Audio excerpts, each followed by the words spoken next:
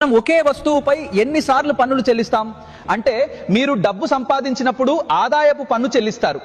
ఆ ఆదాయంతో మీరు కారు కొంటే కారు కొనుగోలుపై జీఎస్టీ చెల్లిస్తారు. కారు కొన్నప్పుడు రోడ్డు పన్ను కూడా ప్రభుత్వం మీ నుండి వసూలు చేస్తుంది.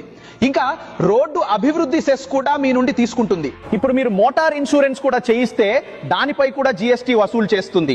ఆ తర్వాత మీరు పెట్రోల్ లేదా డీజిల్ నింపించినప్పుడు దానిపై కూడా సెస్ మరియు వ్యాట్ వసూలు చేస్తుంది.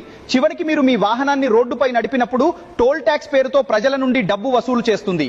ఇన్ని పన్నుల భారాన్ని మోపి మనం ఈ దేశంలోని సామాన్య ప్రజల రక్తాన్ని పీల్చేస్తున్నాం సార్. ఈ దేశంలో ద్రవ్యోల్బణంపై కూడా జీఎస్టీ పడుతోంది. అది ఎలా పడుతోంది? 100 రూపాయలకు అమ్ముడయ్యే ఒక ఉత్పత్తిపై 18% జీఎస్టీ ఉండేది. ఈ రోజు ఆ వస్తువు ధర పెరిగి 100 నుండి 150 రూపాయలకు అమ్ముడవుతుంది. 150 పై 18% జీఎస్టీ విధించారు. పెరిగిన 50 పై కూడా జీఎస్టీ వసూలు చేస్తున్నారు. ఇది ద్రవ్యోల్బణ జీఎస్టీ. ఆర్థిక శాస్త్రంపై అవగాహన లేని వారి అభిప్రాయాల ఆధారంగా బడ్జెట్ రూపొందిస్తే ఇలాంటి అస్థిరతలు కనిపిస్తాయి.